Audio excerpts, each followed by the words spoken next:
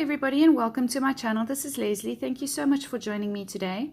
I am bringing you another layout in this series that I am collaborating with Becky Bitting with, and it's called Thrifty Thursday. And what we are doing is we are taking suggestions from you guys, from our lovely subscribers, and we are basically scrapping what you're telling us to scrap and giving you new ideas on how to scrap your older supplies and things like that. So last week we got a wonderful challenge from a lady. I'm sorry, I cannot think of your name right now.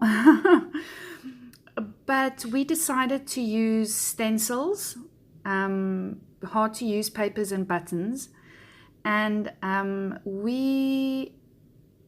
this is what I came up with. This is my second layout doing this challenge. The first one I made like a little bit ago, like about an hour ago, and I hated it. I hated every bit of it. So I deleted the video immediately and I decided I'm going to use this layout instead.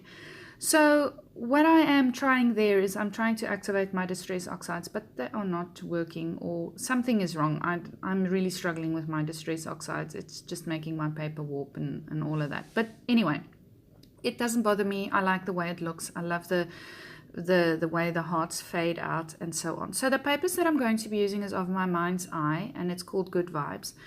And these are very hard to use papers, for me at least. They are very busy. I don't know what to do with them. I cannot fussy cut all of those elements, and I usually fussy cut papers like this with lots of elements on. And the colors are also tricky for me. So what I'm going to be doing is I'm going to cut the pattern papers that I want to use into 1-inch strips, and I'm going to use my fringe scissors to fringe the one edge of the 1-inch strips. And the papers that I used were the ones that had the softer tones in, not too much yellow or too much green. There's a very vibrant green in this collection, and I'm using more the softer pinks and the blues and so on. Some yellow as well, but not a lot of the bright yellow. So you'll see I am just going along the edge there with my lovely fringing scissors to get some, you know what, and this was just so that the edges have some interest and some dimension to it. I mean, I could have done this without using my fringe scissors, and you don't have to have a fringe scissor. You can just take your little fussy cutting scissors or any scissors you have and just nip the edges the way you wanted it. So firstly, I wanted to have sort of like a horizontal layout and have everything sort of spaced out in the middle, and then I decided I don't like that. It's too blocky.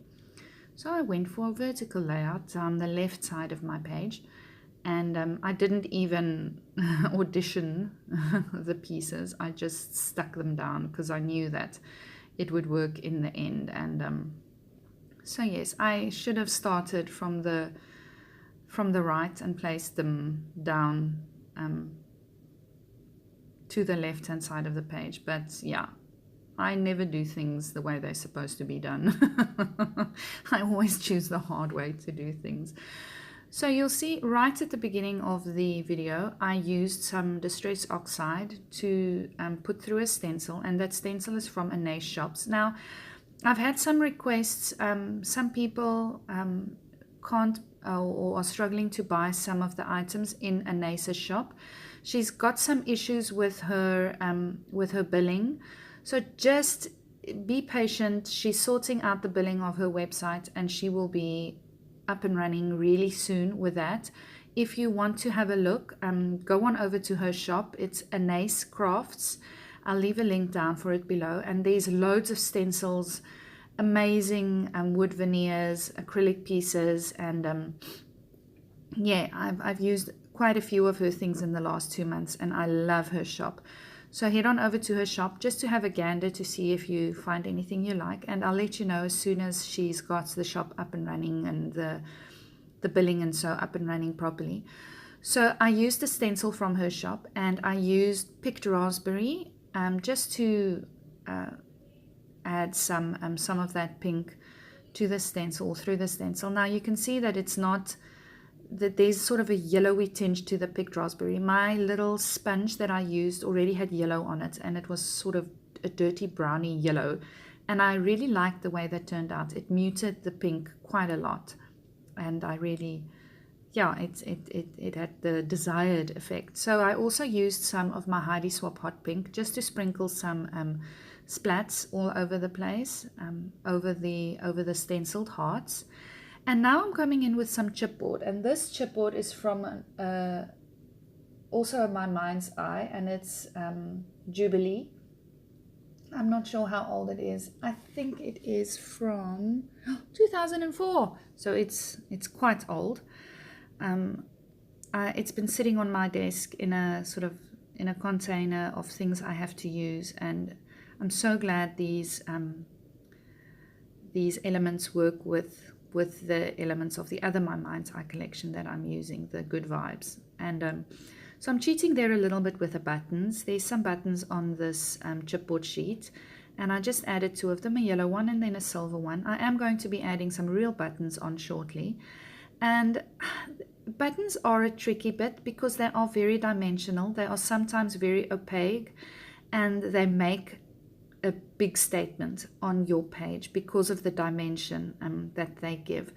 So what I suggest, if you have loads of buttons that are different shapes, try and use the smaller buttons and use them as you would use enamel dots, and just use them as little accent pieces like I did there. Just scatter them around like you would sequins as well, and then you get a very nice effect with your buttons. I'm not sure, larger buttons you could put in the center of a little rosette. I've done that before, and yeah, you can even use them to pop up your pictures.